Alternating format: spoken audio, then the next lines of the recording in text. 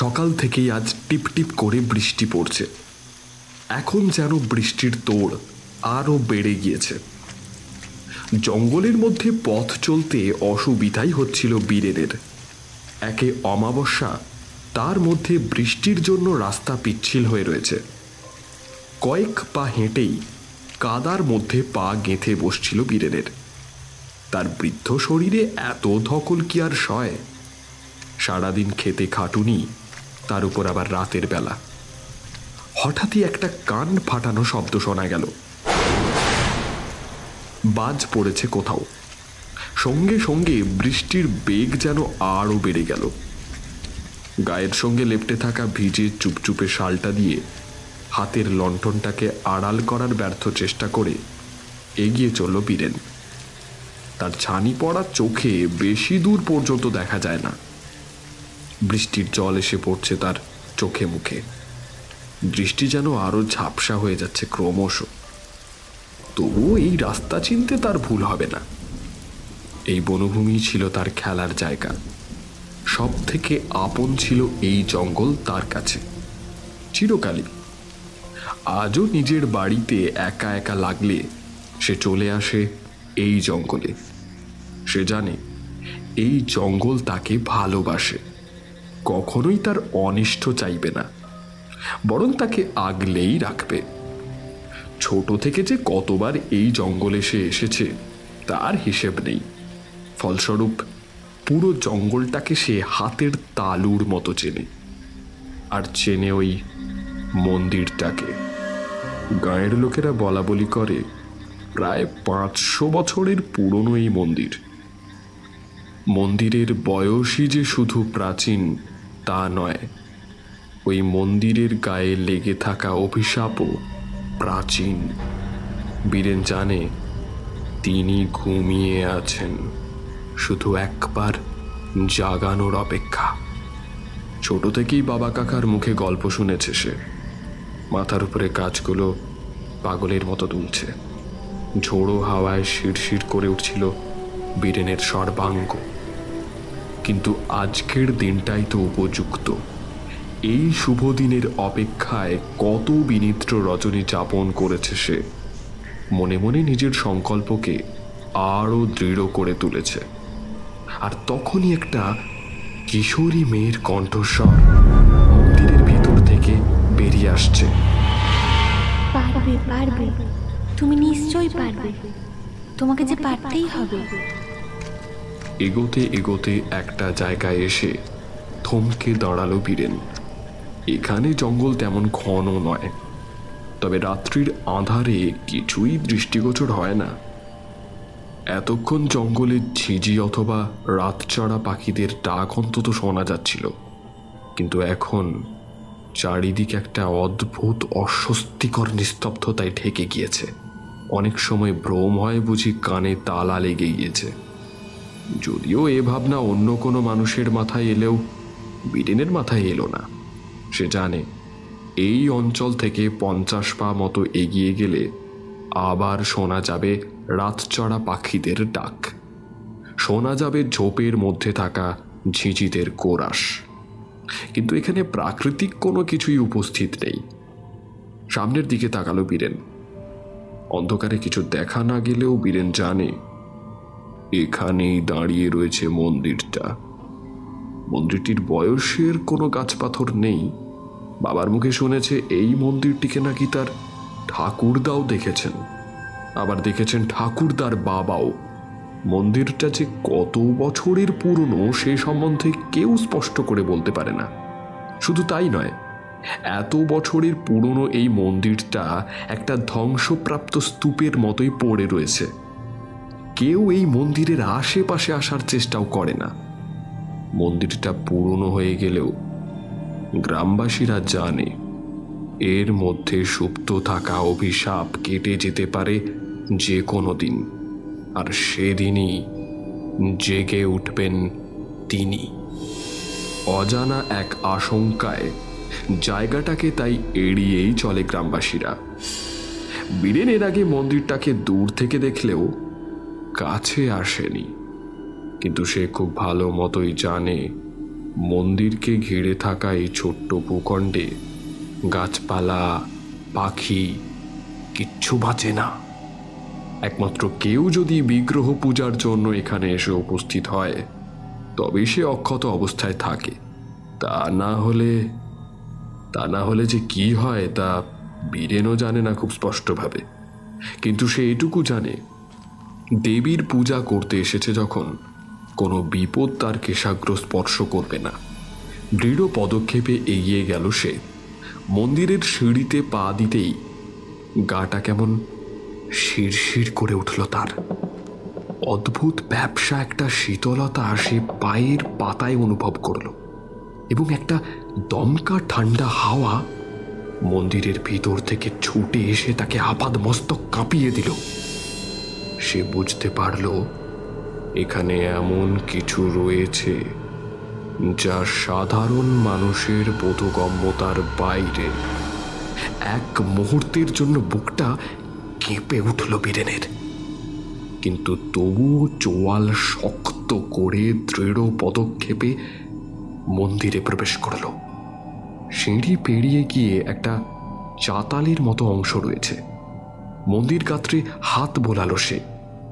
খুটখুটে অন্ধকারে কিছুই ঠাউর হচ্ছে না বটে, কিন্তু তার তালুতে যে শ্যাওলা মাখা একটা ইট ঘষে গেল সেটা দিব্যি বুঝতে পারল বীরেন। ওর সারা শরীরে একটা শিরশিরে ভাব খেলে গেল। চাতালটা পেরিয়ে গর্ভগৃহের দরজার সামনে এসে দাঁড়ালো ও। বেশ বেগ পেতে হলো দরজাটা খুলতে। গর্ভগৃহের দরজাটা খুলতেই একটা ভ্যাপসা গন্ধ এসে নাকে লাগলো বীরেনের। ওর মাথার মধ্যেটা যেন কেমন ঝিমঝিম করে উঠল। আর তখনই বীরেন বুঝল, বহুদিন অব্যবহৃত কোনো ঘরের মধ্যে থেকে যে ভ্যাপসা গন্ধটা আসছে সেটা তার নাকে ঠেকছে ঠিকই, কিন্তু তার সঙ্গে আরও একটা মিষ্টি অথচ ঝাঁঝালো গন্ধ এসে নাকে ধাক্কা মারছে। একই সঙ্গে বীরেনের মনে হলো একটা অদৃশ্য উপস্থিতিও টের পাচ্ছে নিজের চারপাশে, যেন এই গর্ভগৃহ হতেই নিঃশব্দ কেউ হেঁটে বেড়াচ্ছে। বুক কাঁপলেও ধীরে ধীরে গর্ভগৃহের দরজা দুটো বন্ধ করে দিল বীরেন। এখন এই গর্ভগৃহে শুধু সে একা। সত্যি কি একা? না, মন বিচলিত হলে চলবে না। বাবা বলতেন, পোড়ো মন্দিরের ওকে সন্তুষ্ট করতে হলে মন একাগ্র করতে হবে। কোনোভাবেই মনকে দ্বিধাবিভক্ত হতে দেওয়া চলবে না, তাতে পূজারীর প্রাণ চলে যেতে পারে। কাঁধের ঝোলা থেকে প্রয়োজনীয় সামগ্রী বের করতে লাগলো বীরেন, ধীরে ধীরে যত্ন সহকারে। যজ্ঞের ক্ষেত্র সাজিয়ে তাতে অগ্নিসংযোগ করল। একবার শেষবারের মতো নিজের কিশোরী মেয়েটির মুখ মনে করে নিল সে। বুকের মধ্যে একটা চিনচিনে ব্যথা অনুভব করল বীরেন। তারপর চোখ খুলল ধীরে ধীরে। যজ্ঞের আগুনের শিখায় স্পষ্ট হয়ে উঠেছে বিগ্রহের গায়ে লেগে থাকা শুকিয়ে যাওয়া রক্তের দিকে তাকিয়ে সেই রাতের কথা আবার মনে পড়ে গেল বীরেনের।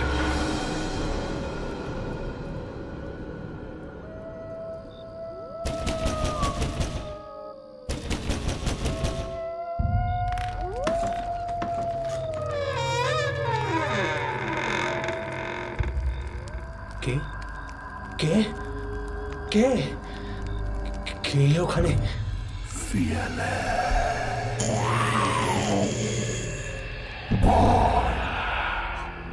যেখানে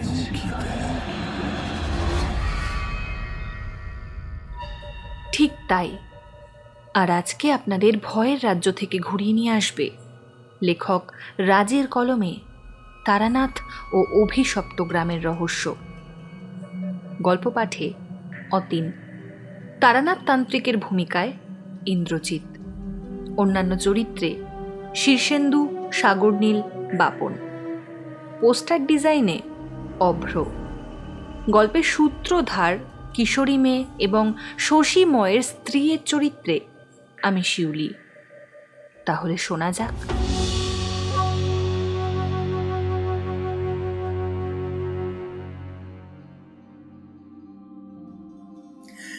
এবছর সময়ের একটু আগেই বর্ষা এসে গিয়েছে।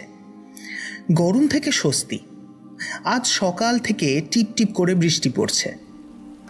শনিবারের বারবেলায় অফিস থেকে বেরিয়ে যখন তারানাথের বাড়ির উদ্দেশ্যে রওনা দিলাম, তখন বৃষ্টি আরও বেগে এলো। প্রাগৈতিহাসিক যুগের ছাতাখানিকে আঁকড়ে ধরে কোনো মতে এগোলাম। যখন তারানাথের বাড়ি পৌঁছলাম তখন ঘড়িতে 3টে বাজে। গিয়ে দেখলাম কিশোরী ইতিমধ্যেই এসে উপস্থিত। তারানাথের সামনে রাখা পাসিং শোয়ের প্যাকেটটা দেখে বুঝলাম কিশোরী আমার আগে আজ তারানাথের রসদের যোগান দিয়েছে।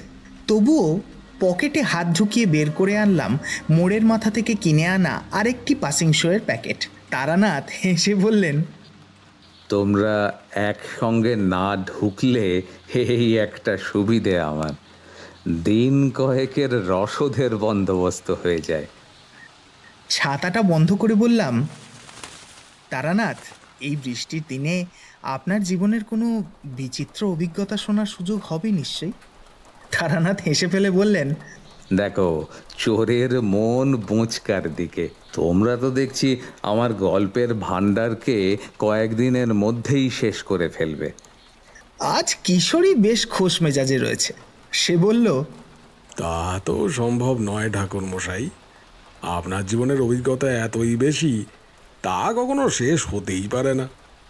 আমাদের চুলদাড়ি পেকে যাবে, কিন্তু আপনার অভিজ্ঞতার ভাণ্ডার অটুট থাকবে।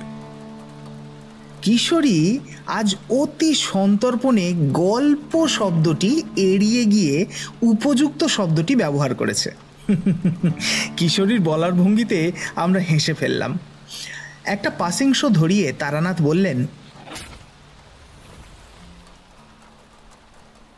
দেখো, তোমরা তো জানো তন্ত্রচর্চা মনকে শুদ্ধ করে, মুক্ত মনে চিন্তা করতে শেখায়।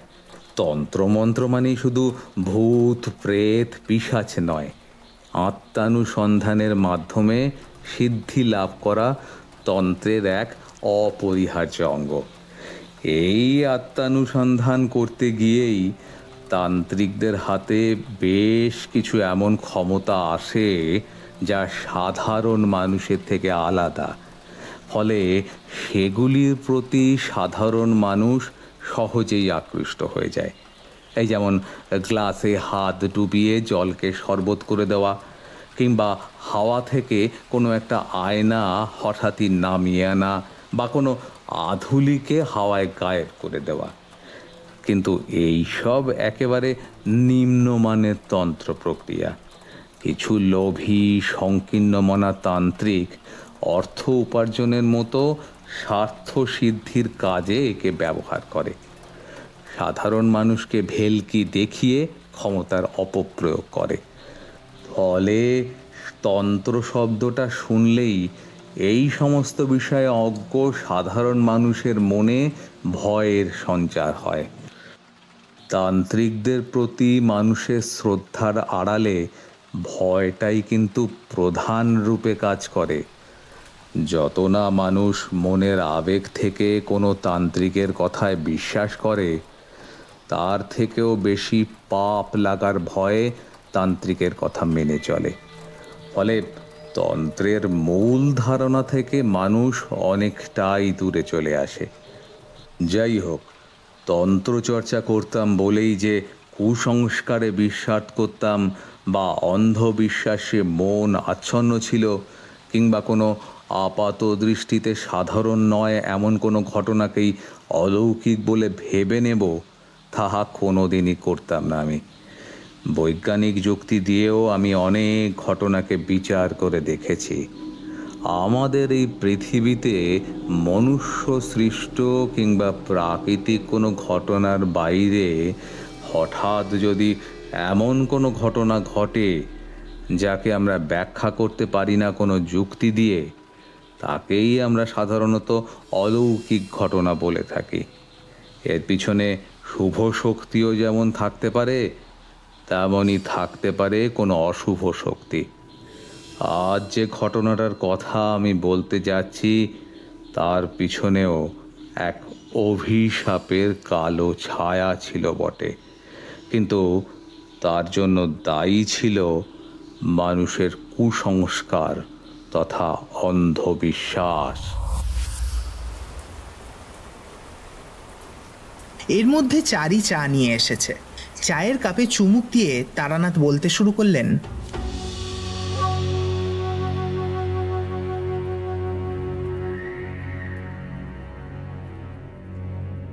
সদ্গুরুর সন্ধানে একসময় অনেক জায়গায় ঘুরেছি।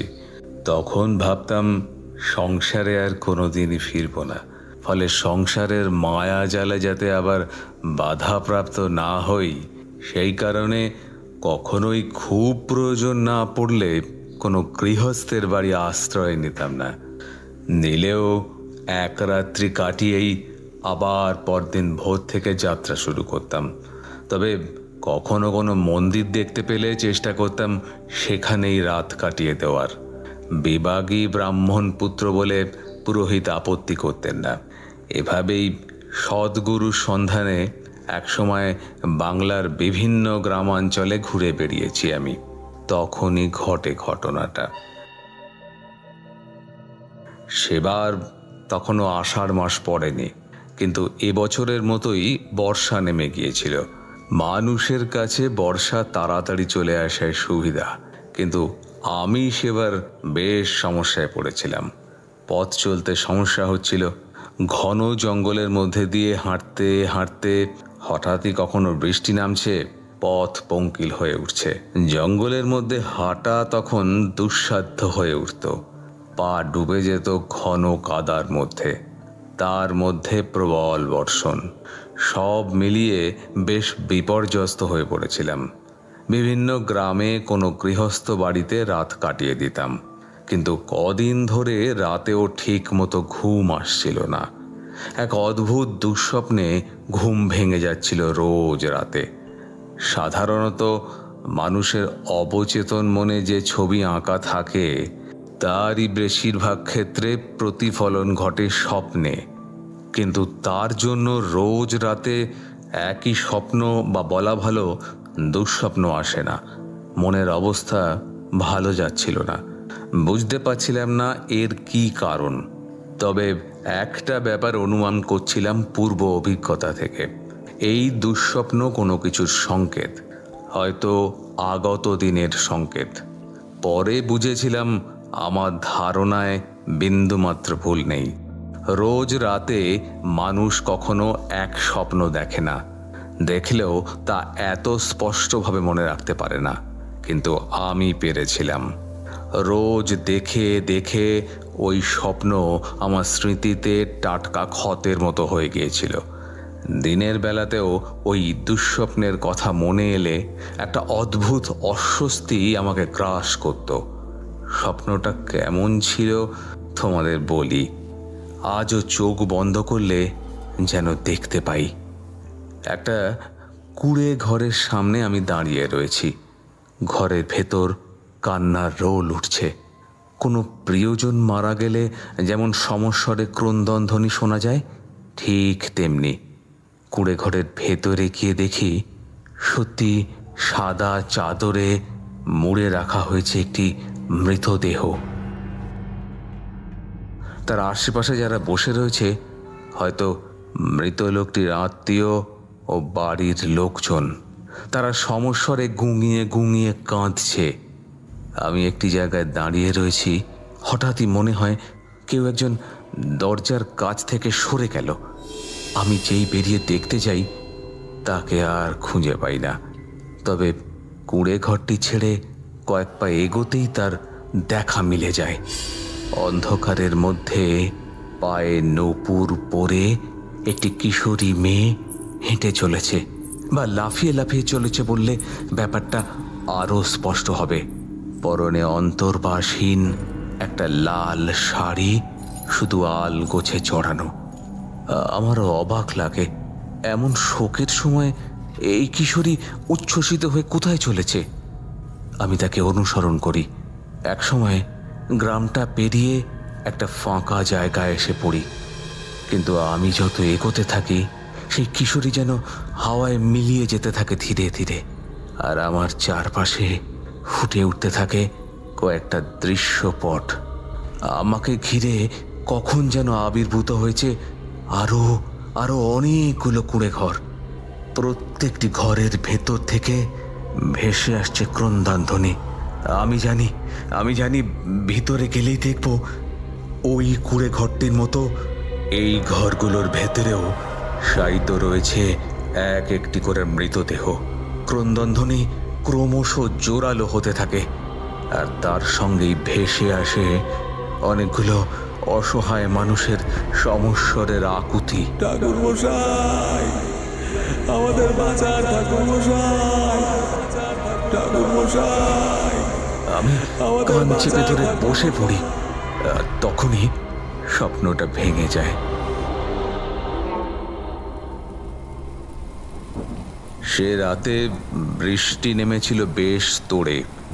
আমি যখন পথে নামি তখনও আকাশ মেঘলা ছিল। আসলে বৃষ্টি মাঝরাতে নামলো। হাঁটতে হাঁটতে আমার চোখ দুটো একটা আশ্রয় খুঁজছিল। তখনই মন্দিরটি চোখে পড়ল আমার। এমন ঘন গহীন অরণ্যের মধ্যে আগে কখনো কোনো মন্দির দেখিনি। চোখে দেখে মন্দিরটির বয়স অনুমান করা যায় না, তবে মন্দিরটি যে সুপ্রাচীন এবং পরিত্যক্ত তার সাক্ষ্য দিচ্ছে ভাঙাচোরা মন্দির গাত্র এবং তার গা থেকে ঝুলে পড়া লতা পাতা। আমি পায়ে পায়ে এগিয়ে গেলাম সেদিকে। অন্তত রাতে মাথা গোঁজার একটা ঠাঁই তো পাওয়া গেল। মন্দিরের চাতালেই না হয় রাতটা কাটিয়ে দেওয়া যাবে। ওদিকে বৃষ্টির বেগ উত্তরোত্তর বৃদ্ধি পাচ্ছে, ফলে এই অবস্থায় হাঁটা সম্ভব নয়। তাছাড়া আজ অমাবস্যা, চতুর্দিক এমনিতেই বেশ অন্ধকারাচ্ছন্ন। মন্দিরের কাছে এসে বেশ অবাক লাগলো। মন্দিরটিকে তো পরিত্যক্ত বলেই মনে হচ্ছে, কিন্তু মন্দিরের সিঁড়িতে পা রেখে মনে হলো এখানে কেউ আছে। অন্য সাধারণ মানুষের থেকে আমার যে কিছু অতীন্দ্রিয় ক্ষমতা আছে তা তো তোমরা জানো। সেই ক্ষমতা থেকেই ব্যাপারটা অনুমান করলাম। মন্দিরের চাতালে উঠে এসে আমার সঙ্গে থাকা সামগ্রী মেঝের উপর রেখে একটা স্তম্ভের গায়ে হেলান দিলাম। একঘেয়ে বৃষ্টি পড়েই চলেছে। সেদিকে তাকিয়ে থাকতে থাকতেই কখন যেন চোখ দুটো লেগে গিয়েছিল। হঠাৎই আপনি কে বলে একটা মনুষ্য কণ্ঠের চকিতে উঠে বসলাম। ঘুমের রেশটা কেটে গেল মুহূর্তেই। দেখলাম মন্দিরের গর্ভগৃহ থেকে বেরিয়ে একজন বৃদ্ধ আমার সামনে এসে দাঁড়িয়েছেন। বৃদ্ধের পরনে একটা ধুতি কোমর থেকে খাঁটো করে বাঁধা, আদুর গায়ে চকচক করছে ঘাম। বৃদ্ধের দৃষ্টি কেমন যেন ঘোলাটে, শরীর নুব্জ, শরীরের বিভিন্ন জায়গায় চামড়া কুঁচকে গিয়ে গায়ের সঙ্গে লেপটে গেছে। পাথরে কোঁদা মূর্তির মতোই ভাবলেশহীন বৃদ্ধের মুখ। এখন তার দৃষ্টি নিবদ্ধ আমার দিকে। মনে হলো অন্ধকারেও যেন তার চোখ দুটো জ্বলছে। আমি নিজের পরিচয় দিয়ে জানালাম, বৃষ্টির জন্যই আটকে পড়েছি, অগত্যা এই মন্দিরে এসে উপস্থিত হয়েছি। আপনি কি এই মন্দিরের পুরোহিত? বৃদ্ধের ঠোঁটে এবার একটু হাসি খেলে গেল। না না, আমি পুরোহিত নই। এ জঙ্গলের কাছে আমার গ্রাম, মাঝে মধ্যে ঘুরতে এখানে আসি, তাই। বৃদ্ধের কথাটা কেন জানি না তেমন বিশ্বাসযোগ্য মনে হলো না। এত রাতে এই বৃদ্ধ স্রেফ ঘুরতে ঘুরতেই পোড়ো মন্দিরে চলে এসেছেন। দুঃসাহস থাকলেও মনে হয় না এমন উদ্ভট কাজ কেউ করবে। বৃদ্ধের চোখের দিকে তাকিয়ে তার দৃষ্টিতে কোনো উন্মাদের দৃষ্টি লুকিয়ে আছে কিনা বোঝবার চেষ্টা করলাম, কিন্তু তেমন কিছু তো মনে হলো না। বৃদ্ধ বোধ করি কোনো অলৌকিক উপায়ে আমার মনের কথা বুঝতে পারলেন। হেসে বললেন, না না, আপনি যা ভাবছেন তা নয়, আমি পাগল নই। আচ্ছা, আপনি কি সারা রাত এখানেই কাটাবেন? আর কি উপায় আছে? হ্যাঁ, আমি বাড়ি ফিরব। আপনি চাইলে আমার সঙ্গে আসতে পারেন। রাতটা এই গরিবের ভিটে আতিথ্য গ্রহণ করুন দয়া করে। আমি রাজি হয়ে গেলাম। কেন জানি না, এই মন্দিরে আসার পর থেকেই কেমন একটা অস্বস্তি হচ্ছিল, তাই সম্মতি দিতে আর দেরি করলাম না। ছোট থেকেই আমি আসলে একটু ওই ছন্ন ছাড়া প্রকৃতির। আমার মা জন্মের সময় মারা যান। বাবা অবশ্য দ্বিতীয় বিয়ে করেননি, কিন্তু চাষবাস নিয়েই ব্যস্ত থাকতেন। আমাকে কোনোদিনই সেভাবে সময় দিয়ে উঠতে পারেননি। ছোট থেকেই আমি একটু এই মুখ চোরা ছিলাম, কারোর সঙ্গে সেভাবে মিশতে পারতাম না। আর মানুষটা আমি চিরকালই এতটা সাধারণ যে বন্ধুরাও আমার প্রতি খুব একটা আগ্রহী ছিল না। ফলে খুব স্বাভাবিকভাবেই যা হবার তাই হলো। আমি আমার জীবনে একেবারে একা হয়ে গেলাম। তখন এই জঙ্গলে অবসর সময় ঘুরে বেড়াতাম, বিশেষত রাতে। আজ অমাবস্যা, তাই পূর্ণিমা হলে বুঝতে পারতেন জ্যোৎস্নার স্নিগ্ধ আলো যখন এই জঙ্গলের ঝোপঝাড়গুলোর গা বেয়ে চুয়ে পড়ে, তখন কি অপূর্ব লাগে। মনে হয় পৃথিবীর বাইরে যেন কোনো এক অচেনা জায়গায় এসে উপস্থিত হয়েছি।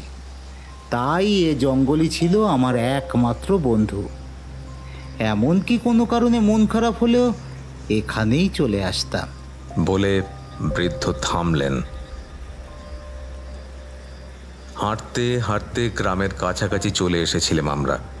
বৃদ্ধের কথা শুনতে শুনতে প্রশ্নের উত্তরগুলো পেয়ে গেলাম।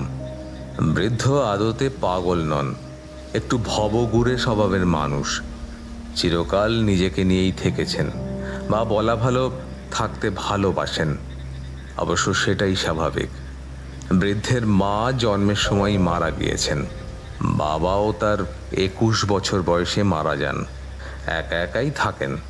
গ্রামের লোকেরা তারপর জোর করে বিয়ে দিয়ে দেন, কিন্তু বিয়ের পরেও স্ত্রীও বেশি দিন বাঁচেননি। একটি কন্যা সন্তান প্রসব করতে গিয়েই তিনি মারা যান। বৃদ্ধের নাম আমি ইতিমধ্যেই জানতে পেরেছি, বীরেন মুখুজ্জে। তা বীরেনবাবু দেখলাম বলছেন একা থাকি। এদিকে মেয়েটির সম্বন্ধে কিছুই বলছেন না। আমি সৌজন্যতাবশত তার মেয়ের সম্পর্কেও কিছু জিজ্ঞাসা করছিলাম না, কিন্তু একটা সন্দেহ মনের মধ্যে খচখচ করছিল। শেষমেশ কৌতূহল চেপে রাখতে না পেরে জিজ্ঞেস করেই বসলাম, আপনার মেয়ে? হ্যাঁ, বলছি। মেয়েটা খুব সুন্দর ও ফুটফুটে হয়েছিল জানেন ঠাকুরমশাই। মুখের আদলটা অনেকটা ওর মায়ের মতোই পেয়েছিল। ওর মা মারা যাওয়ার সময় আমার হাতে তুলে দিয়ে বলেছিল ওকে মানুষ করতে। আমাকেই সব দায়িত্ব নিতে হয়েছিল। আমি ওর বাবা মা ছিলাম। উপযুক্ত সময়ে পাত্রস্থও করি, কুলীন ব্রাহ্মণ ঘরে। কিন্তু মেয়েটা চিরকালই অভাগিনী। বিয়ের 3 বছরের মধ্যেই স্বামী মারা গেল। মেয়েটা বিধবা হয়ে ফিরে এলো আমার কাছে। তারপর দুজনেই থাকতাম একসঙ্গে। গ্রামের লোক যদিও ভালো চোখে দেখতো না ওর ফিরে আসা, আজে বাজে কথা বলতো। আমাদের এক ঘরে করার মতলব ছিল। যদিও এই ব্যাপারগুলোকে এড়িয়ে গিয়ে দিব্যি কেটে যাচ্ছিল দিনগুলো, কিন্তু গ্রামের অন্যান্য লোকগুলোর তা সহ্য হলো না।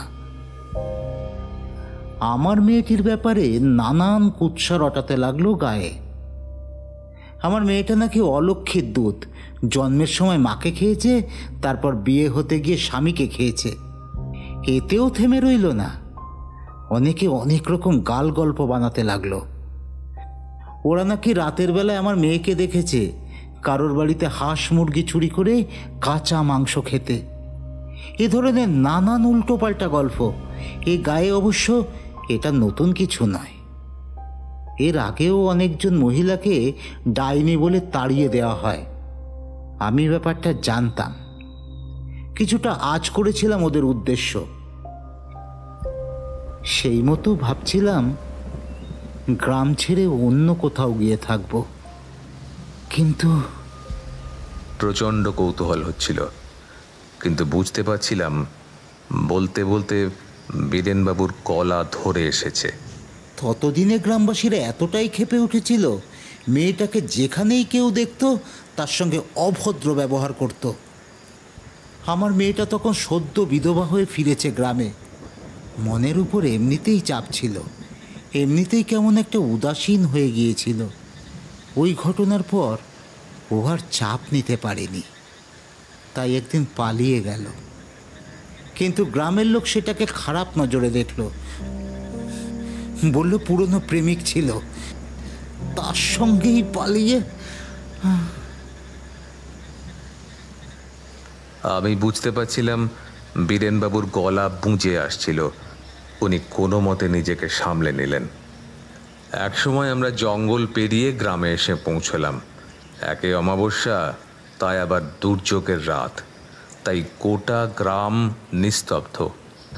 বুঝলে কিশোরী, চারপাশে তখন এতটাই শান্তি বিরাজ করছে যে ওই সময় দাঁড়িয়ে মনে হচ্ছিল না এই গ্রামের মানুষেরা নিজেদের কুসংস্কারের বশবর্তী হয়ে অমন ঘৃণ্য কাজগুলো করছে। যদিও সে সময় আমি ওসব কথা ভাবছিলাম না, আমি তাকিয়েছিলাম বীরেনবাবুর দিকে। আর রাস্তায় আস্তে আস্তে জানতে পেরেছিলাম উনি বেশি দূর পড়াশুনো শেখেননি, কিন্তু অন্যান্য গ্রামবাসীদের সঙ্গে ওর মানসিকতার পার্থক্যটা আমাকে বেশ অবাকই করেছিল। বীরেনবাবুর একচেলা ঘরটা গ্রামের একদম শেষ প্রান্তে।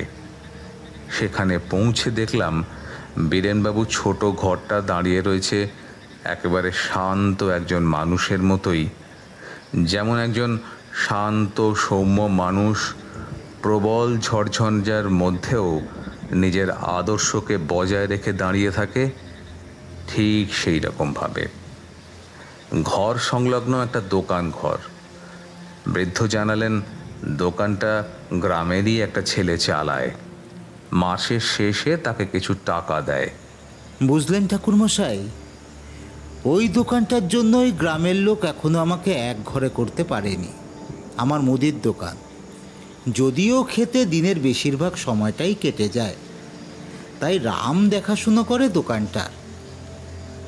আর হয়তো বেশি দিন বাঁচব না, তাই ভাবছি ওকেই সব দিয়ে যাব। বলেই একটা শ্বাস ছাড়লেন বীরেনবাবু। যত সময় এগেছিল বীরেনবাবুকে দেখে আমার বিস্ময় বাড়ছিল। অদ্ভুত মানুষ তিনি। ওকে দেখে মনে হয় না ওর উপর দিয়ে এত ঝড় বয়ে গেছে। যেন নিয়তির এই উপহাসকে মুখ বুজে সহ্য করে চলেছেন এই একাকী নিঃসঙ্গ বৃদ্ধ। আমার আপত্তি সত্ত্বেও তিনি সে রাতে আমার জন্য সামান্য খাদ্যের ব্যবস্থা করে দিলেন।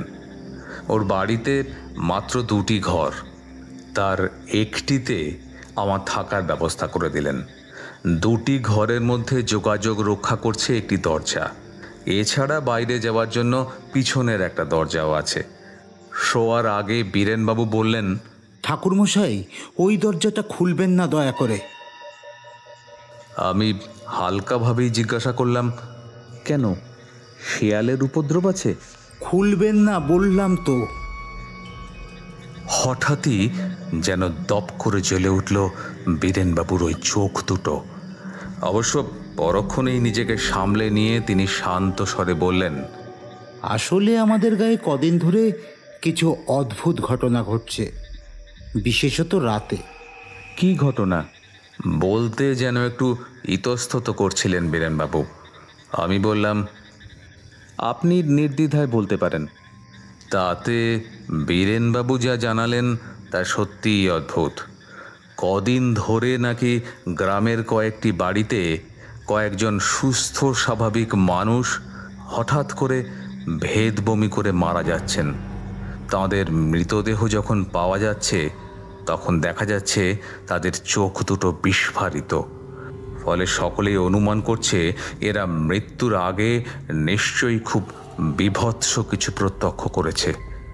গ্রামবাসীদের ধারণা এর নিশ্চয়ই কোনো অপদেবতার কাজ, তাই তারা প্রত্যেকেই রাতে দরজা জানলা এঁটে শোয়। সে কারণেই আমাকে নাকি তিনি রাতের বেলায় দরজা জানলা খুলতে বারণ করলেন। ঘটনাটা জানিয়ে তিনি আর দাঁড়ালেন না, দরজা বন্ধ করে চলে গেলেন। ওকে দেখে মনে হচ্ছিল যেন কোনো কাজ পড়ে রয়েছে ওর, এখনই না করলে দেরি হয়ে যাবে। বীরেনবাবুকে ক্রমেই খুব রহস্যময় ঠেকছিল আমার, তবুও দ্বিধা ঝেড়ে ফেলে আমি শুয়ে পড়লাম। পথশ্রমের ক্লান্তিতে ঘুম আসতে আর দেরি হলো না। ভোর রাতের দিকে হঠাৎই ঘুমটা কিসের একটা শব্দে ভেঙে গেল। ধড়মড় করে উঠে বসলাম। সারা ঘর অন্ধকারাচ্ছন্ন। ভোর হতে এখনো বেশ কিছুটা বাকি আছে, কিন্তু ঘুমটা কিভাবে ভাঙল প্রথমে ঠিক সেটা বুঝে উঠতে পারলাম না। তারপরেই আবার ওই শব্দটা শুনতে পেলাম। ওই শব্দেতেই ঘুমটা ভেঙে গিয়েছে। কান পেতে শুনলাম, স্লেটের উপর নখ দিয়ে আঁচড় কাটলে যেমন একটা খড়খড়ে শব্দ হয়, ঠিক তেমন। পার্থক্যটা শুধু একটাই, শব্দটা অনেক বেশি তীব্র মাত্রায় হচ্ছে।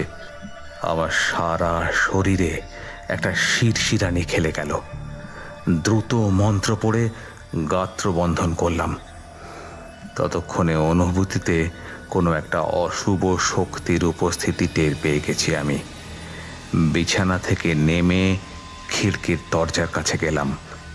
শব্দটা তখন আরও তীব্র হয়ে উঠেছে। হঠাৎই একটা বুনো গন্ধ নাকে এসে ধাক্কা মারল আমার। ওই পুঁতি গন্ধে সারা শরীর গুলিয়ে উঠল।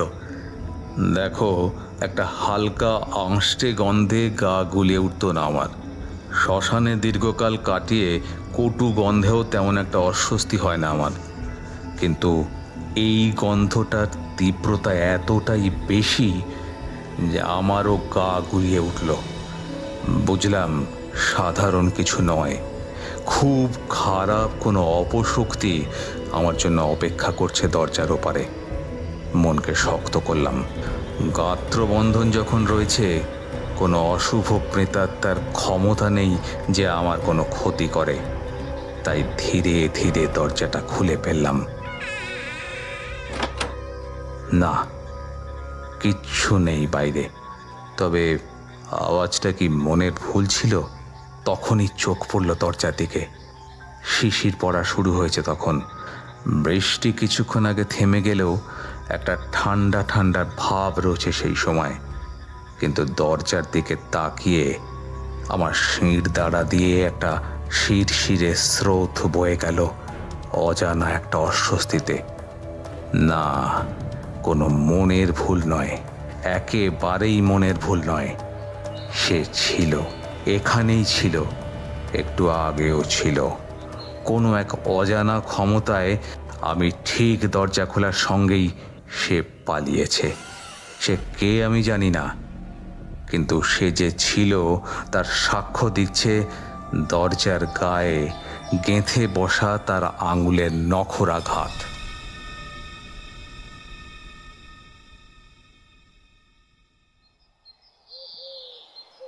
পরদিন সকালে বীরেনবাবুকে ধরলাম। গত রাতে সেভাবে ঘটনাগুলোর কথা আমার শোনা হয়নি।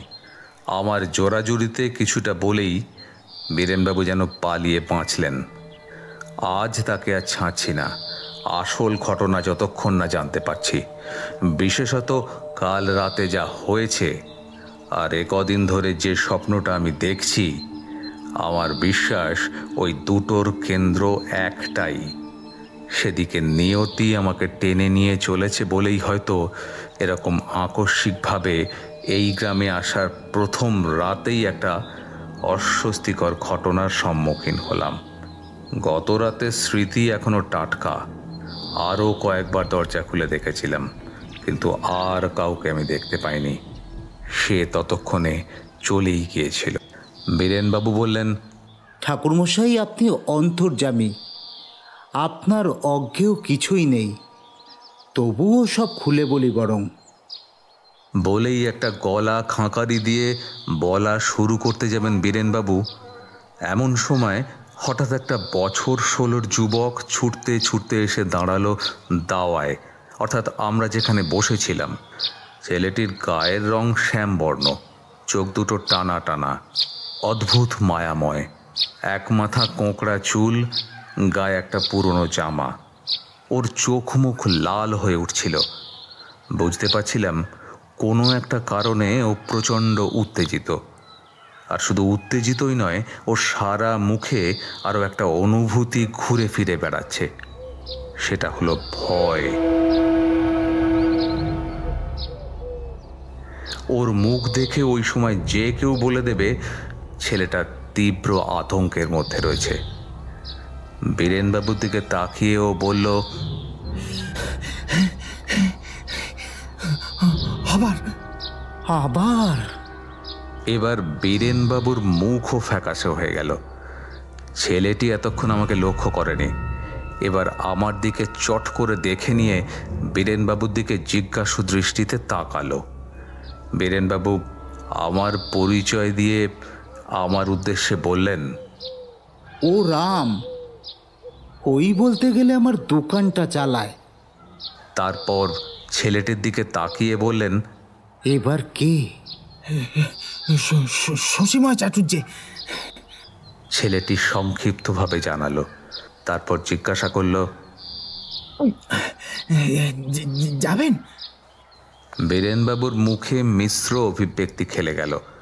উনি চিন্তিত স্বরে বললেন, হ্যাঁ, যাব তো বটেই, শশীর সঙ্গে এক সময়। কথাটা শেষ করলেন না তিনি।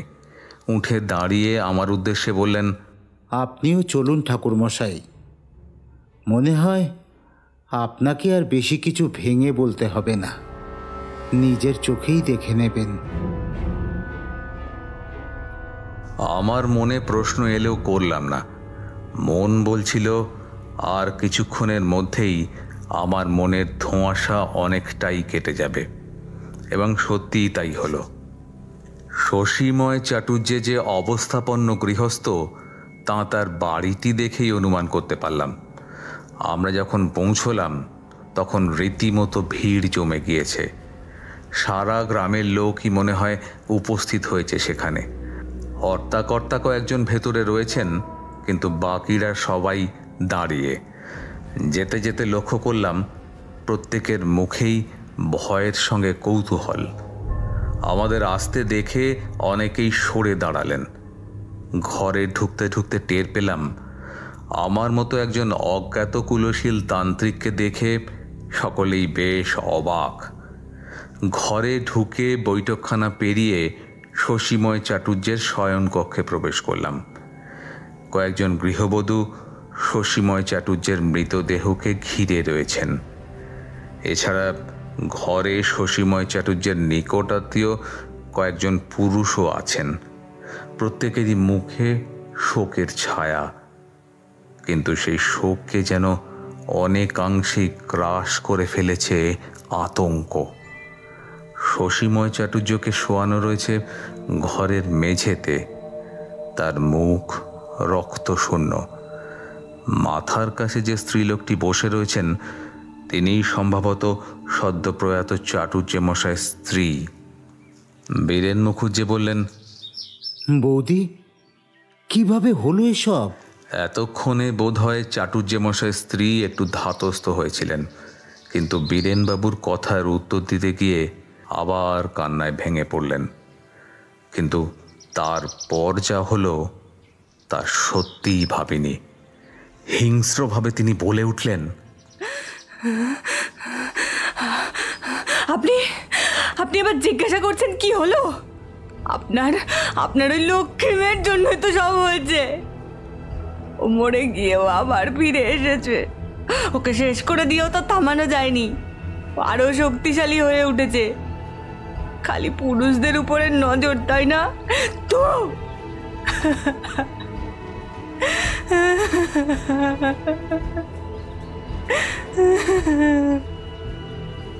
বীরেনবাবু সারা মুখ অপমানে লাল হয়ে উঠছিল। তিনি সঙ্গে সঙ্গে ঘর থেকে বেরিয়ে এলেন।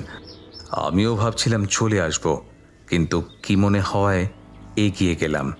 শশীময় চাটুর্যের স্ত্রীর কাছে জিজ্ঞাসা করলাম, মা, আমি একজন গৃহত্যাগী সন্ন্যাসী। আমার নাম তারানাথ চক্রবর্তী। আমাকে বলবেন গতকাল রাতে কি হয়েছিল? চাটুর্যগিন্নি অগোছালোভাবে কান্না ভেজা গলায় যা বললেন তার মর্মার্থ এই। গতকাল রাতে খাওয়া দাওয়া সেরে এ ঘরে আসেন শশীময় বাবু। খেয়ে দিয়ে উঠে থেকেই তিনি বলছিলেন শরীরটা নাকি আর তার ভালো লাগছিল না। চাটুর্যগিন্নি বাসন কোসন তুলছিলেন। এমন সময় শশীময়বাবু হঠাৎই দরজা খুলে বেরিয়ে আসেন। তার চোখে উন্মাদের দৃষ্টি, সারা মুখ রক্তশূন্য। চাটুর্যগিন্নি তাকে শান্ত করার চেষ্টা করলেও তিনি খালি একটাই কথা বলে চিৎকার করতে থাকেন, ও ঘরেই আছে, আমার খাটের তলায়, আমার পা টেনে ধরেছিল, কি হিমশীতল সেই হাত। বলতে বলতে এক সময় তার কথা থেমে যায়, মুখ দিয়ে রক্ত বমি উঠে আসতে থাকে। তারপর ধীরে ধীরে ঝিমিয়ে পড়েন তিনি। ডাক্তার ডেকে আনা হয়েছিল বটে, কিন্তু তার আগেই শশীময়বাবু পরলোক গমন করেন। আমার মনটা কেমন একটা কুডাক গাইছিল। শশীময়বাবুর বাড়ি থেকে বেরিয়ে এলাম। বাইরে আমার জন্য বীরেনবাবু অপেক্ষা করছিলেন। আমাকে দেখে বললেন, আমি জানি ঠাকুরমশাই, আপনার মনে একটা প্রশ্ন আসছে। আমি বলবো, সব বলবো আপনাকে, কিন্তু আপনি দয়া করে চলুন এখান থেকে।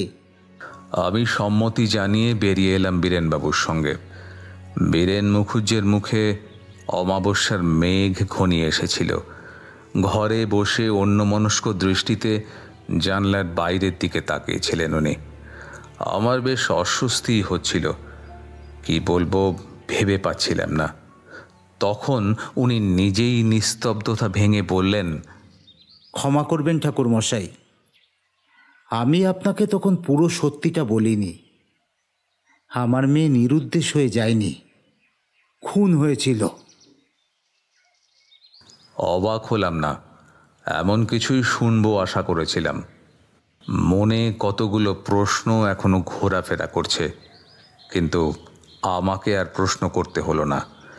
বীরেনবাবুই বলতে লাগলেন, আপনাকে এ গ্রামে ডাইনি সন্দেহে পুড়িয়ে মারার কথা বলেছিলাম। গ্রামবাসীরা যখনই কারোর মধ্যে বা আরও স্পষ্ট করে বললে কোনো মহিলার মধ্যে এমন অস্বাভাবিকতা দেখে, তারা মনে করে ওই মহিলার উপর ডাইনি ভর করেছে। তখন গ্রামবাসীরা একজোট হয়ে এর প্রতিকার করে, জ্যান্ত পুড়িয়ে মারা হয় তাকে। এক্ষেত্রে সেই মহিলা যে পরিবারের সদস্য, তারাও কিছু বলতেন না।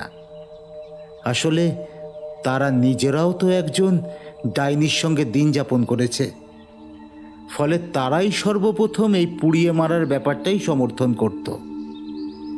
আমার মেয়ের ক্ষেত্রে যেটা সম্ভব হতো না, সেটা সকলেই জানত, কারণ আমি নিজে কখনো এতে বিশ্বাস করি না। আর এর পেছনে একটা জোরালো কারণ আছে, সে কথায় পরে আসছি। আমার মেয়ের সঙ্গে কি হয়েছিল সেটা বলি আগে।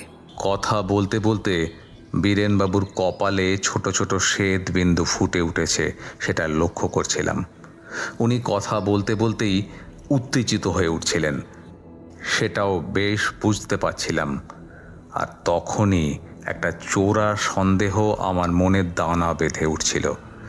মুখুজ্জে মশাই বললেন, ওরা আমার মেয়েটিকে নিয়ে গেছিল লুকিয়ে। ও প্রত্যেক দিন বেলার দিকে তালপুকুরে যেত স্নান করতে। সেখান থেকেই ওকে গোপনে নিয়ে যাওয়া হয়। রামি পরে ব্যাপারটা জানতে পেরে আমাকে খবর দেয়, কিন্তু আমি পৌঁছতেই সব শেষ।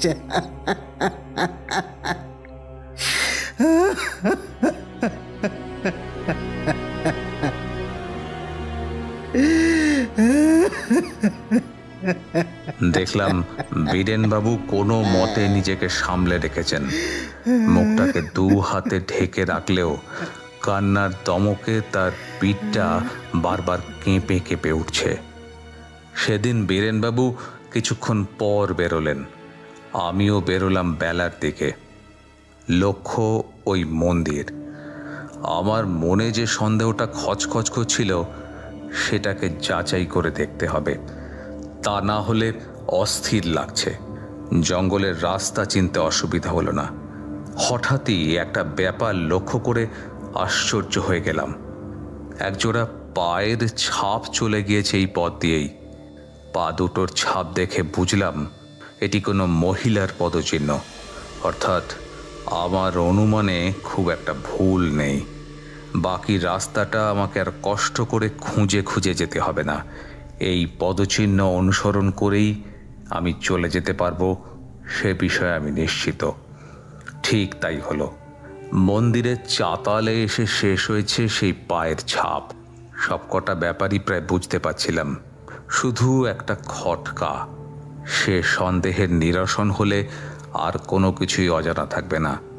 আমি ধীরে ধীরে প্রবেশ করলাম মন্দিরে।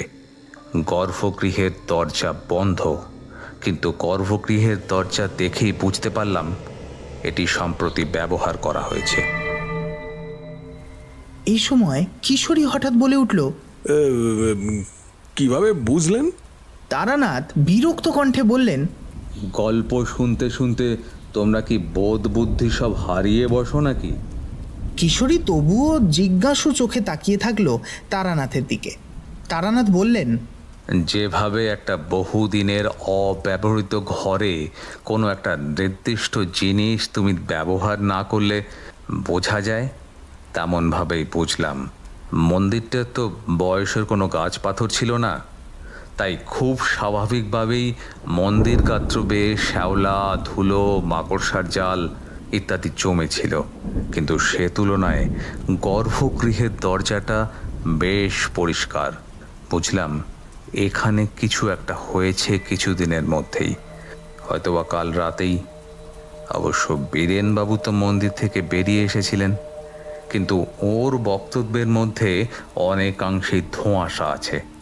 উনি যে রেখে ঢেকেই কথা বলছেন সেটা বুঝতে অসুবিধা হচ্ছিল না, কিন্তু কী লুকোবার চেষ্টা করছেন উনি? গর্ভগৃহের দরজাটা ঠেলে ভেতরে প্রবেশ করতেই আমার ষষ্ঠেন্দ্রিয় আমাকে সতর্ক করে দিল যে এখানে কিছু একটা আছে।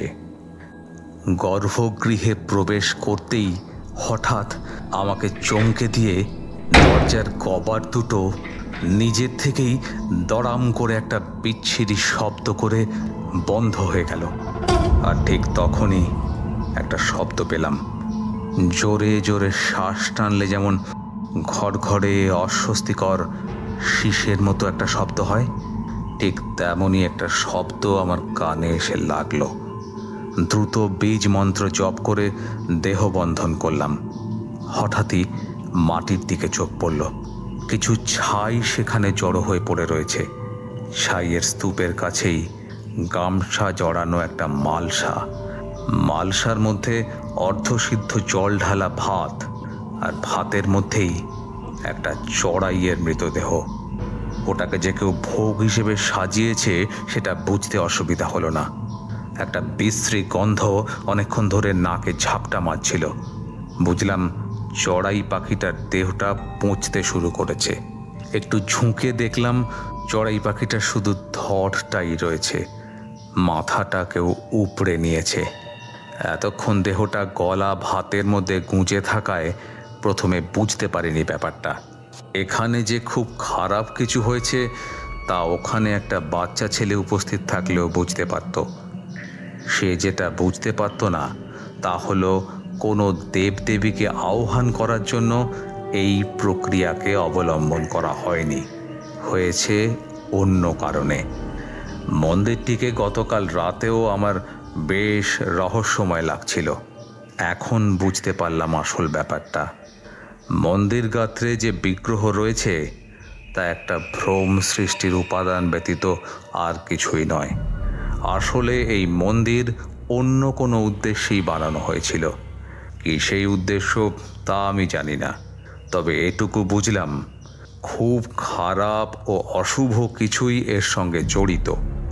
ভাবতে ভাবতেই হঠাৎ অনুভব করলাম একটা তীব্র পচা গন্ধে আমার গা পাক দিয়ে উঠল। মালসাটাকে টেনে নিয়ে কি মনে হতে তার মধ্যে আমি হাত ঢুকিয়ে দিলাম। তখনই অনুভব করলাম ভেতরে কিছু একটা আছে, অনেকটাই দাঁতের মতো শক্ত কিছু। আমার শরীরকে স্পর্শ করা মাত্রই জিনিসটা যেন মিলিয়ে গেল। দেহ বন্ধন করার ফল। আমার শেষ কয়েকটা প্রশ্নের উত্তর আমি পেয়ে গেলাম, কিন্তু যেগুলো পেলাম না সেগুলো বীরেনবাবুই বলতে পারবেন। পচা গন্ধতে আমার নিঃশ্বাস প্রায় বন্ধ হয়ে আসছিল, তাই কোনো মতে বেরিয়ে এলাম গর্ভগৃহ থেকে। তখনই ফট করে একটা শব্দ হয়ে মালসাটা ভেঙে গেল।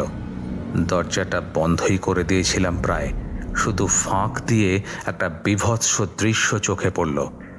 মন্দিরের মেঝেতে ছড়িয়ে পড়া ভাত একটা জিভ চেটে চেটে নিচ্ছে। যে প্রাণীটার জিভ, সে মন্দিরের পাথর থেকে ধীরে ধীরে নিজের শরীরকে আলাদা করবার চেষ্টা করছে। দুপুরের খাওয়া দাওয়া সেরে বীরেনবাবুর সঙ্গে দাওয়া এসে বসেছি। গোধূলির শেষ আলো মেখে চারদিকের পরিবেশ অপূর্ব সুন্দর দেখাচ্ছে। ঘরে ফেরা পাখিদের কলতান কানে এলেও সেদিকে আর মন দিতে পারছিলাম না। একটা অস্বস্তি আমাকে ঘিরে ধরছিল বারবার। বীরেনবাবু বললেন, ঠাকুরমশাই, আজ রাতটা এখানে থেকে যাবেন তো? আপনার এ প্রশ্নের উত্তর আমি পরে দিচ্ছি, তবে তার আগে একটা সত্যি কথা বলুন তো, এই গ্রাম কি অভিশপ্ত? আমার প্রশ্নে মৃদু চমকে উঠলেন বীরেনবাবু। কিছুক্ষণ চুপ করে রইলেন, তারপর একসময় ধীরে ধীরে বলতে লাগলেন, আমি জানি না এসব আপনি কোথা থেকে জেনেছেন, তবে আপনার জানায় কোনো ভুল নেই। এই গ্রামে অভিশাপ আছে, যে অভিশাপের হাত থেকে গ্রামবাসীদের আমিও আমার পূর্বপুরুষরা বংশানুক্রমিকভাবে রক্ষা করে চলেছি। আপনাকে ডাইনি সন্দেহে মেয়েদের পুড়িয়ে মারার ব্যাপারে তখন বলেছিলাম না, সেই অভিশাপের হাত থেকে গ্রামবাসীদের আমিও আমার পূর্বপুরুষরা বংশানুক্রমিকভাবে রক্ষা করে চলেছি। আপনাকে ওই ডাইনি সন্দেহে মেয়েদের পুড়িয়ে মারার ব্যাপারে তখন বলছিলাম, সে কথা শেষ হয়নি। আসলে ইচ্ছে করেই তখন বলিনি, ভেবেছিলাম আপনি জানার চেষ্টা করবেন না, যেমন সব কিছু চলছে তেমনি চলবে। কিন্তু মনে হয় আপনি সব জেনেই গেছেন, তাই সত্যি কথা বলি আপনাকে। গল্পটা আমার বাবার মুখে শোনা, তাই এতে কতটা সত্যি আছে আর কতটা কল্পনা তা জানি না। যদিও আমার মনে হয় কল্পনার ভাগটা খুব একটা বড় নয়। যাই হোক, এই গ্রামের একসময় জমিদার ছিলেন রাজেন্দ্র নারায়ণ। তার সময়েই একটি মেয়েকে ডাইনি সন্দেহে পুড়িয়ে মারা হয়। কিন্তু যে মেয়েটিকে ডাইনি সন্দেহে পুড়িয়ে মারা হয়েছিল, আর 5টা মেয়ের মতো সে সাধারণ ছিল না। গ্রামের কাছেই ওই ঘন জঙ্গলে শুরু করেছিল। গ্রামের কাছে ওই যে ঘন জঙ্গল শুরু হয়েছে, সেখানেই ও থাকতো। ওকে অনেকে চুনি পাগলি বলেই ডাকত। চুনি পাগলির যদিও মাথার দোষ ছিল না, বরং বলা ভালো ওর এমন কিছু বিদ্যা জানা ছিল যা ছিল সাধারণ মানুষের আয়ত্তের বাইরে। চুনি পাগলির জন্ম বৃত্তান্ত, সে কোথা থেকে এসে আশ্রয় নিয়েছিল, সে বিষয়ে কেউ প্রায় জানেই না। তবে ও যে আর 5 জনের থেকে একেবারে আলাদা ছিল তা বলার অপেক্ষা রাখে না। আসলে সে মানুষের থেকে আলাদা আচরণগুলোর জন্যই লোকে ওকে পাগলি বলে ডাকত। আসলে সে মানুষের থেকে আলাদা আচরণগুলোর জন্যই লোকে ওকে পাগলি ভাবত। কিন্তু আদতে ওগুলোই ছিল ওর গুপ্তবিদ্যা।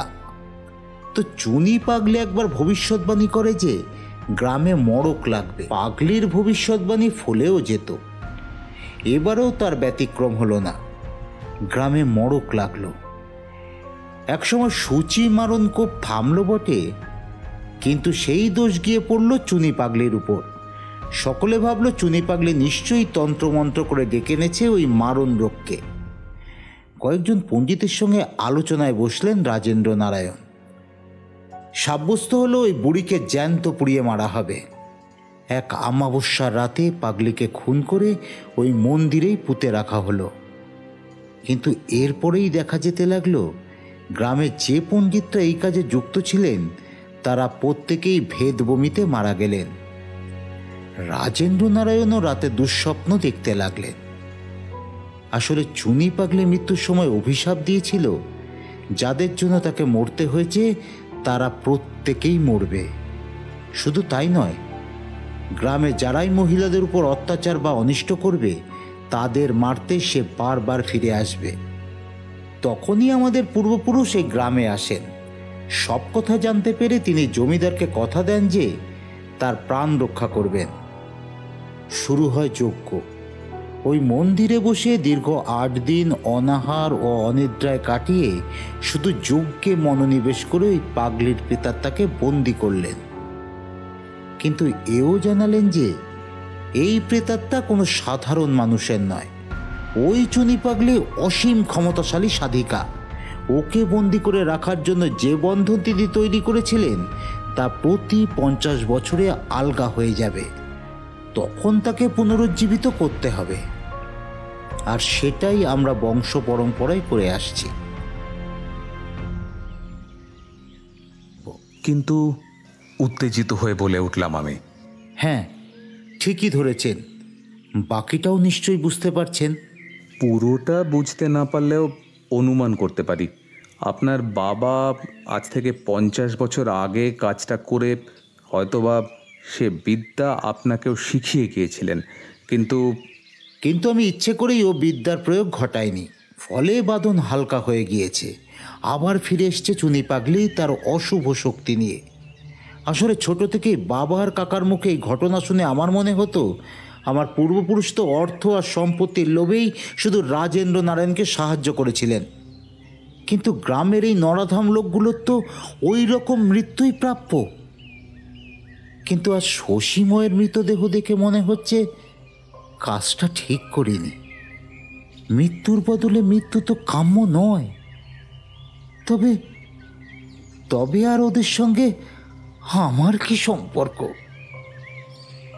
বলতে বলতে গলা বুজে আসছিল বৃদ্ধে মুখুজ্জে মশায়ের। তার পিঠটা কেঁপে কেঁপে উঠছিল। তিনি একটু থেমে নিজেকে সামলে নিয়ে বললেন, আমি পাপ করেছি ঠাকুর মশাই। এখন কি করব ভেবে পাচ্ছি না। কিভাবে এর প্রতিকার করতে হয় তাও আমার জানা নেই। আসলে মেয়েটার মৃতদেহ দেখে আমার মাথা খারাপ হয়ে গিয়েছিল। ওর মৃতদেহকে ঘিরে দাঁড়িয়েছিল ওরা, প্রত্যেকের মুখে শ্লেষাত্মক হাসি। আজও সেই দৃশ্য আমার চোখে ভেসে উঠছে। রাগে শরীর চুলে ওঠে। কিন্তু তবুও আমার মনে হয় এসব বন্ধ হওয়া উচিত। আপনি কিছু করুন। বীরেনবাবুর উপর রাগ করতে গিয়েও কোনো কারণে করতে পারলাম না। আমার চোখের সামনে সেই দৃশ্যটা ফুটে উঠছিল। এক অসহায় পিতা তার নিজের মেয়ের মৃতদেহের সামনে দাঁড়িয়ে রয়েছে, আর পশুর মতো উল্লাস করে চলছে একদল অমানবিক লোক। কিন্তু নিজের অজান্তেই সমগ্র গ্রামবাসীকে তিনি কি ভয়াবহ বিপদের মুখে ফেলে দিয়েছেন। পরের 2 দিন বীরেনবাবুর কাছ থেকে সেই গুপ্ত বিদ্যা সম্বন্ধে জানতে পারলাম। বীরেনবাবু তাঁর বংশানুক্রমিকভাবে শিখে আসা বিদ্যার সম্বন্ধে সবই আমাকে জানালেন। এরকম গোপন এবং অদ্ভুত কোনো তন্ত্র প্রক্রিয়ায় এর আগে আমি কখনো অংশগ্রহণ করিনি, কিন্তু এবার আমাকে তার সম্মুখীন হতে হবে। সারাটা দিন অস্থিরতার মধ্যেই কাটল। বীরেনবাবু প্রয়োজনীয় সামগ্রী সমস্ত কিনে আনলেন। মালসায় সন্ধেবেলায় অর্ধগলিত ভাত রান্না করা, চড়াই পাখির মৃতদেহ জোগাড় করা থেকে শুরু করে ধেনু, মদ ইত্যাদি ভোগ তৈরির সামগ্রীর ব্যবস্থা আমরা দুজনে করলাম। বীরেনবাবুকে জানিয়েছিলাম তাকে যজ্ঞে বসতে হবে। কারণ তিনি এক প্রকার পরোক্ষভাবে জাগিয়ে তুলেছেন ওই আত্মাকে। বীরেনবাবু অবশ্য কোনো আপত্তি করেননি, কিন্তু আমার নিজেরই খারাপ লাগছিল বৃদ্ধকে দেখে। এই দুদিনে যেন আরও বেশি কমে এসেছে বৃদ্ধের জীবনী শক্তি। চোখের দৃষ্টিতে যেন কিসের কালো ছায়া পড়েছে। ভয় হয় এই হতোদ্যম জীবনে ক্লান্ত বীরেনবাবুর আয়ু হয়তো ফুরিয়ে এসেছে।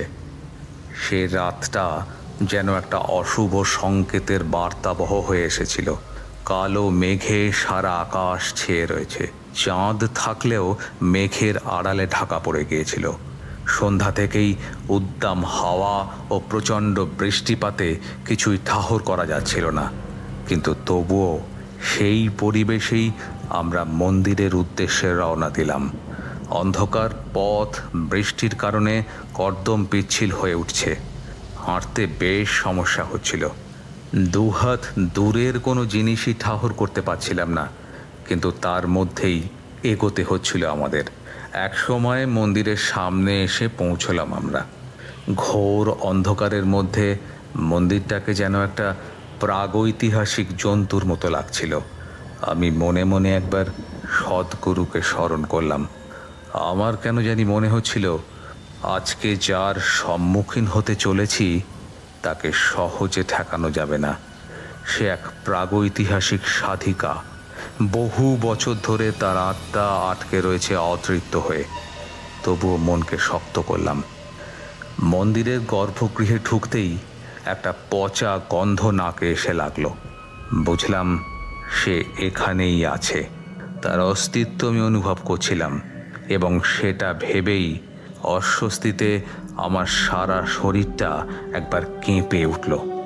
মনকে শক্ত করলাম।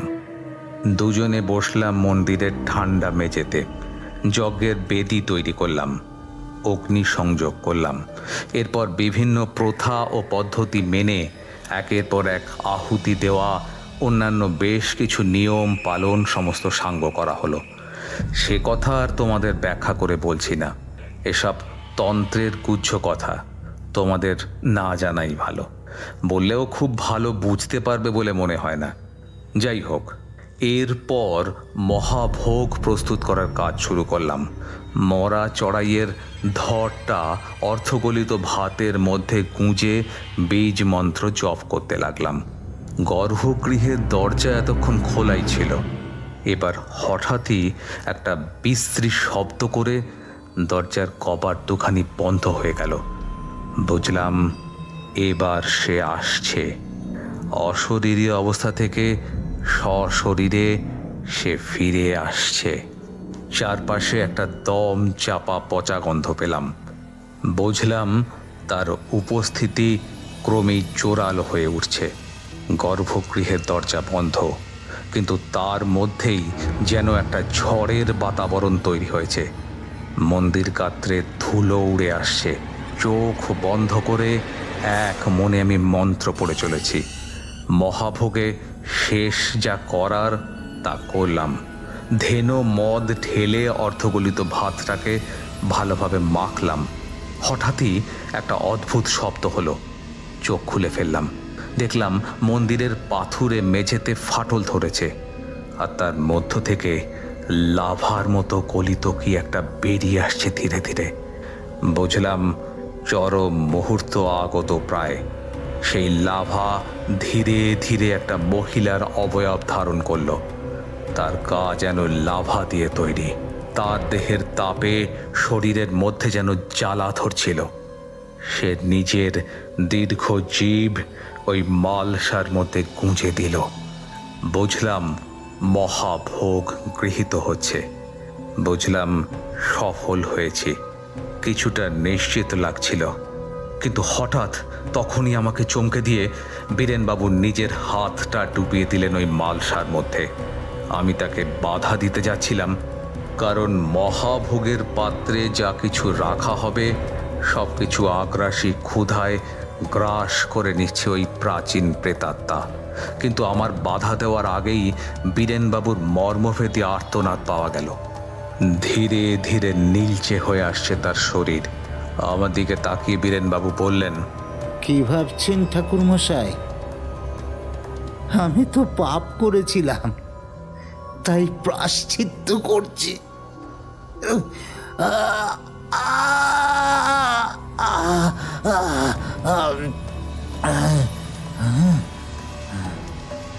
বলতে বলতেই যন্ত্রণায় তার মুখমণ্ডল কুঁচকে আসছিল। একটা কথা আপনাকে বলিনি, আমার বাবা বলে গিয়েছিলেন আমাদের বংশের কেউ যদি স্বেচ্ছায় মহাযোগ হিসেবে আত্মবলিদান দেয় তবেই শেষ হবে এই প্রেতাত্মার। আর তাছাড়া আমার তো আর কোনো পিছু টান রইল না। এতদিন মেয়েটার মুখের দিকে তাকেই বেঁচেছিলাম, এখন তো চলে গেছে।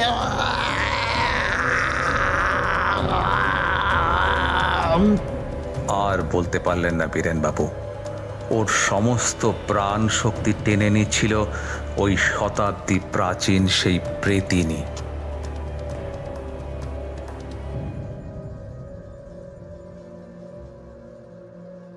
আমি বুঝতে পারছিলাম আগামীকাল ভোরেই এখান থেকে চলে যেতে হবে, কারণ বহুদিন বাদে কেউ আমার মনে মায়ার বাঁধন তৈরি করেছে।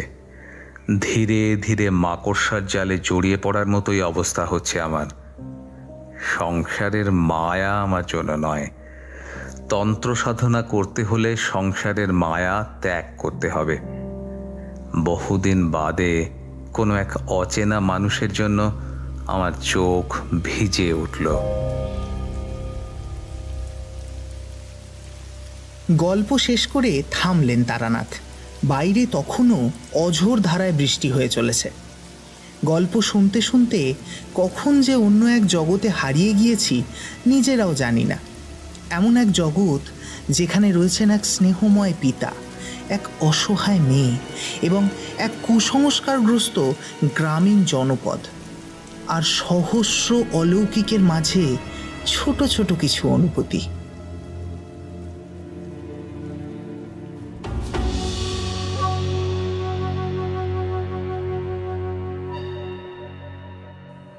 শেষ হলো আমাদের আজকের নিবেদন। আগামী সপ্তাহে আমরা ফিরে আসব আরও একটি নতুন গল্প নিয়ে। ততদিন ভালো থাকুন, সুস্থ থাকুন, আর হ্যাঁ, ফেয়ারল্যান্ডকে সাবস্ক্রাইব করতে একদম ভুলবেন না। শুভরাত্রি।